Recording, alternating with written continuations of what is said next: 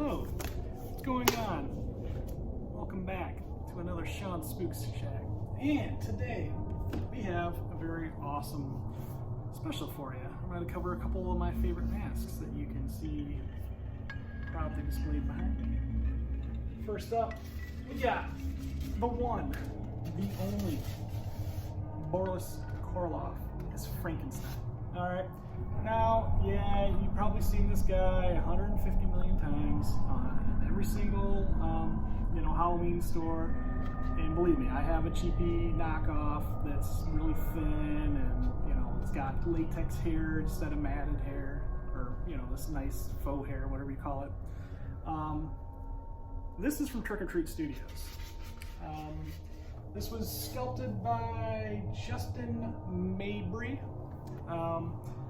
And I'm telling you right now, the likeness is absolute fantastic. A lot of times when you look at these Frankenstein masks, it's Frankenstein, the monster, but it's not Frankenstein as, Boris Karloff, wearing the the makeup. And this looks, absolutely phenomenal. The detail they put into the masks at Trick or Treat Studios is fantastic. His little blood there, you can see that it's nice and gloss. His eyes are nice and shaded really well. His skin, I don't know if you can tell, but it's kind of a pale, and it's got green highlights in the shading, and the lips are colored in really nice, and the nostrils. This is just a fantastic looking Frankenstein. My mom actually has a nice Frankenstein that is a Boris Karloff, and I can't remember who the studio is offhand, but it was from the 90s and is really high quality.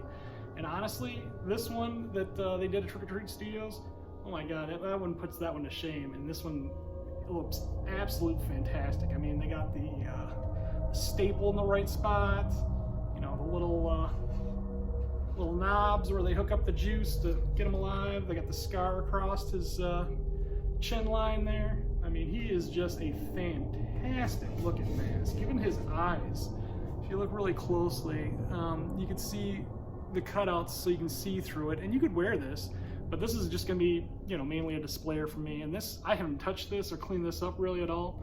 This is straight out of the box what it looks like, what you get from Trick or Treat Studios.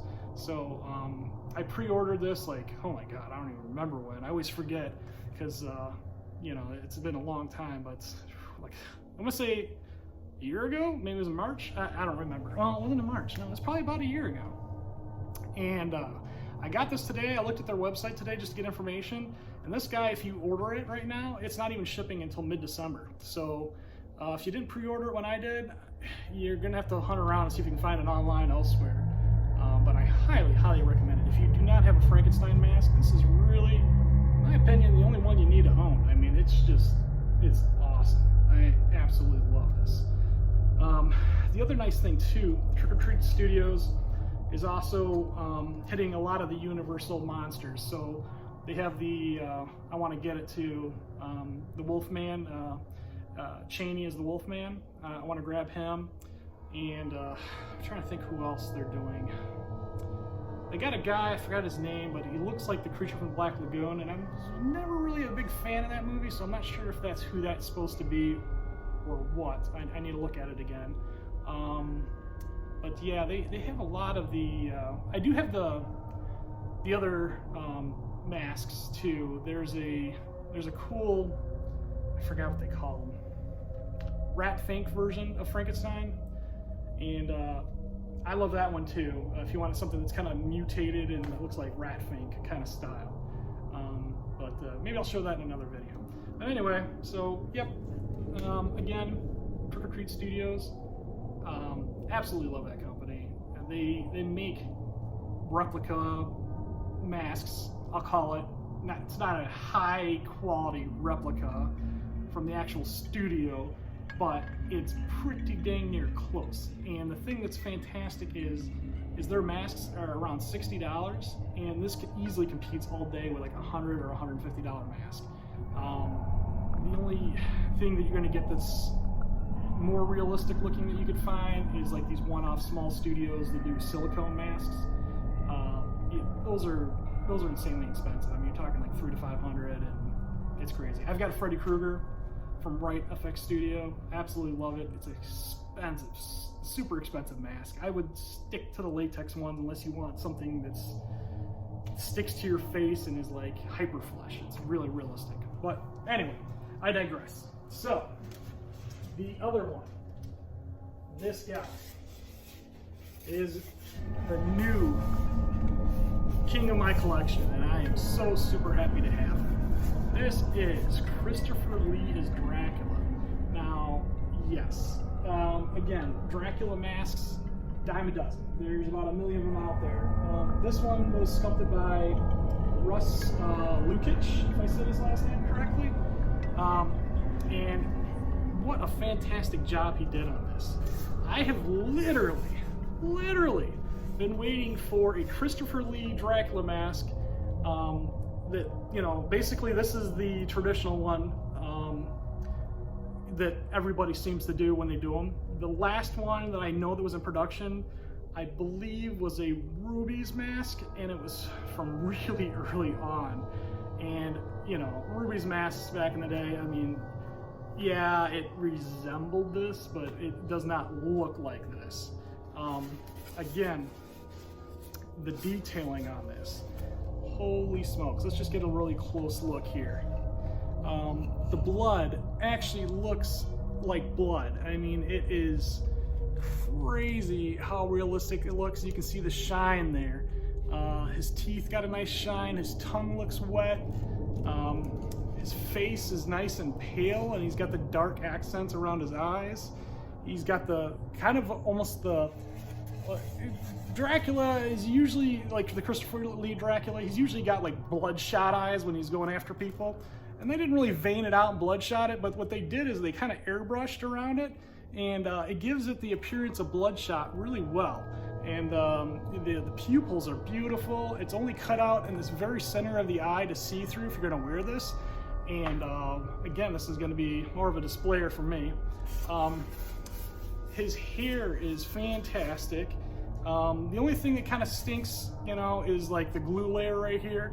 But it's not bad at all. It's really not bad. Just needs to be combed a little bit. And this is directly right out of the box. So he's got little pieces of fuzz here and there, just from rattling around in the box. I wanted to show you what it looks like right out of the box. Like, didn't really have to do anything. I mean, they were caved in a little bit because they're latex, but he is really nice thick latex. Like you can see it's thick. The skin has just got a beautiful shine to it. It just makes it look super realistic. I absolutely am super impressed by this. I have been waiting so long for this guy, haven't I? Yep. 10 years. 10 years I have been talking to everybody online. I'm a huge fan of David Lady. He's the Mask Wizard on eBay, and he runs Creepy Cheapies on YouTube. If you don't follow him right now. He is the best mask reviewer there is. He's like the encyclopedia. He can give you all the history, you know, behind masks, and give you a lot of things and information about the sculptors, and he's really big in the community. He worked in the industry as well, so, you know, I hope he reviews this mask a lot, because I've been bugging him, asking him, where can I get a Christopher Lee Dracula mask? Because he has a bust. It's just a posable bust, I believe, on his mantle. And I'm like, oh, I want that. Where did you find that? And nobody seems to have them. You know, I've been on the HMA forums talking to people, trying to find one. If you're lucky, you can find somebody that makes one-offs. And I've been hunting for, like I said, at least 10 years. Probably longer now. I don't say more like 12 years, maybe. I don't know. It's been a long time. And I've been scouring eBay and all this time trying to find this mask. And thank you, Trick or Treat Studios, for licensing this. Chris Zepro, he's the owner of their Trick or Treat Studios. I've talked to him a couple times in passing, and you know, I was begging him, like, please do Christopher Lee Dracula, get the Hammer Studios license. And he was like, yeah, you know, kind of, we're on that.